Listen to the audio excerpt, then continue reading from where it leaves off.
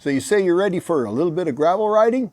How about a road trip to Mammoth Lakes, California and the Mammoth Tuff gravel event? Well, that's what I did this last weekend. I'm going to take you along in this video so you know a little bit of what it's about, because my friends, she's a peach.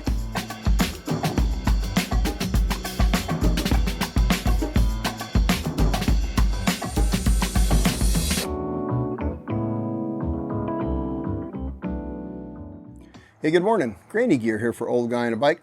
Mammoth Lakes, California. Well, that is a destination town. Nestled up in the eastern Sierras, kind of along the Highway 395, kind of in the middle of the state. Well, it has a little bit of everything for everybody if you are an outdoor person. In the winter, it is a premier destination for my area for skiing. In the summer, they open up the mountain biking. They got chairlifts, a plenty, and miles of mountain bike trails from mild to wild. There's fishing, there's access for hiking and bike backpacking into the back country. My goodness, if there's something you can do outdoors, you can probably do it in Mammoth Lakes, Mammoth Mountain area. Well, what I wanted to do was do some gravel bike riding, and so I went up there for the second year in a row and I attended the Mammoth Tuff event, which is put on by a young couple named Dave and Amanda. And Dave and Amanda do a great job putting on the Mammoth Tuff. It's a lot of work to put an event like this, and they do a great job. This year, they had 3 routes, I think like last year as well. There was a 90-ish, a 70-mile-ish, and a 41, and I did the 41 because, well, you know, it's the end of the year. I'm not looking to prove anything. I just wanted to have a great day on my gravel bike, and I wanted to get back in time to have lunch with Mrs. Granny Gear and the cute little dog, which I accomplished. So the 41-mile route was a little bit different this year, different route, and it didn't have, I'll show you the video, it didn't have that fangorn forest of deep pumice and roots that we worked through at near the beginning last year. It didn't have that. They rerouted it kind of out of town in a different direction. I think it was a great route. I liked it better. It had more of that open valley you'll see in the video where, you know, the camera doesn't do it justice, but you look to the right in the Sierra Nevada, they just are all rock and they just go straight up to snow. You know, even now there's some in the little top places, holding some snow. It's just fabulous. And open valleys, we're passing hot springs, just miles of sagebrush, miles and miles of corrugated washboard road. Oh yes, there is that. It took me about 3 hours riding time to get the 41 miles done. So, you know, I was 15-ish miles an hour, 15 to 18 on the dirt roads, and who knows, other places. Some technical stuff though, some technical stuff. And I'll talk at the end of the video about my bike setup, what I think worked really well up there on the gravel bike. But I want to show you the video. You're going to see we start out in town. We have an escort. We start working our way through a series of dirt roads. It gets a little technical. There's this one road section where it's like, it used to be paved and it's still sort of paved. There's giant holes in the pavement and you drop into them and pop out of them and they're full of silt, and then you jump off of ledges into more silt. It's not really silt, it's pumice.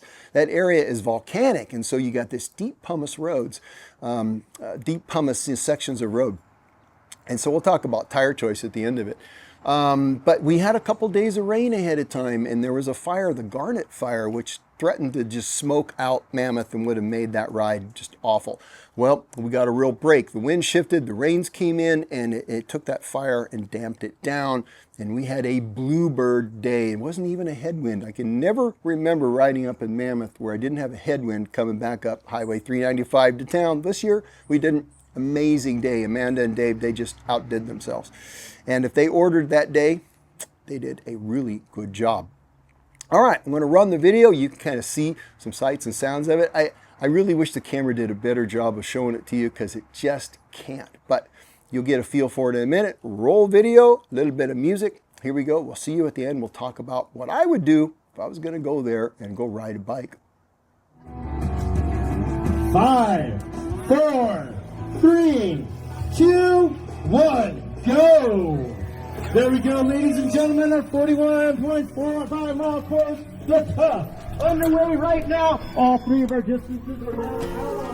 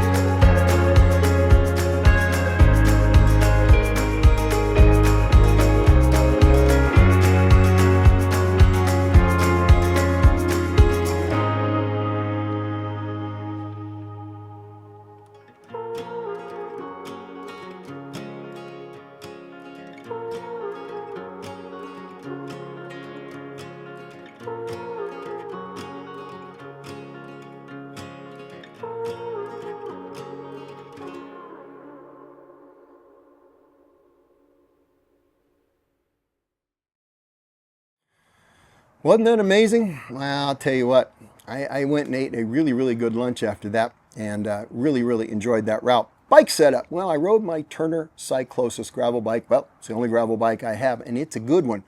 Last year, I ran 50mm WTB Resolute tires. And that's one of my favorite tires for soft surfaces. You ride like deserty conditions. I don't know what it is. There's something, either the tread, something with that tire, as it's not a really big 50. It's just 50 wide about. It's really good. Well, this year, I thought I'd just keep the tires I had on there and see how they've been, because they've been treating me really well. It's a Kenda Crusher, which as of this video has been really hard to go actually buy. I think they had some problems with importing them or something. I don't know. Who knows?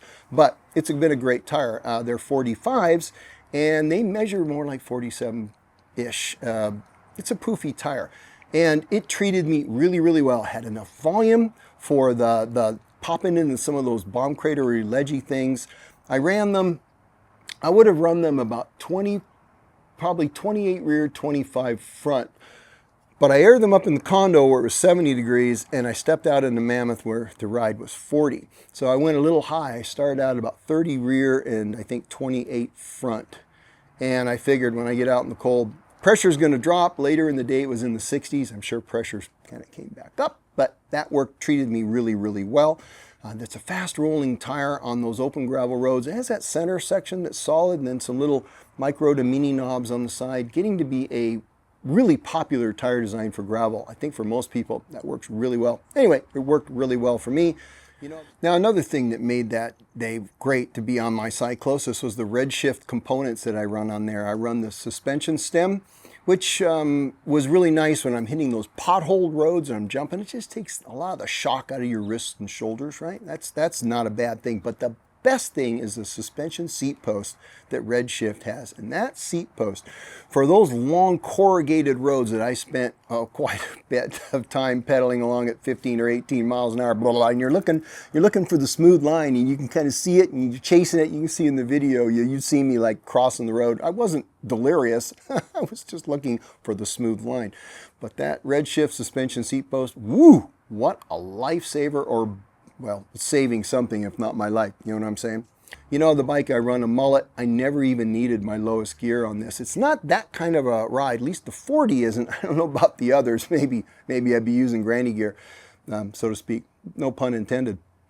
It's like I 2,000 feet of climbing in the 41, something a little like that. So not a bad event. What else? If you're going to go there, some things you want to be aware of. Mammoth Mountain is at elevation. I'll put the elevation up. I think it's somewhere around 7,000 to 8,000 feet, the town. Don't underestimate that. If you're coming from flat land, that takes its toll on you if you're up there exercising. It's very dry as well. The air is very dry. The sun is kind of intense there. And you can get out there on that ride and you think, well, this looks really, really easy, but I'm feeling like it isn't easy. Well, all those things do combine maybe to make it a little harder day than you think it would. But it was a great route. At the end of it, we ended up, you saw on the video, we finished on some single track and then got back into town. It was just such a good day. All right, that's it. Take your family up there. Take yourself up there. Go do the Mammoth Tuff.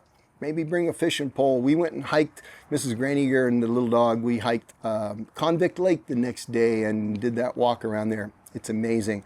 And lots of things to do if you take your family up there. There's RV campsites. There's some rough camping. If you're boondocking with your Sprinter van or something, that happens. I saw that throughout the ride. You might even see somebody parked off. And there are certain areas that are good for that and others.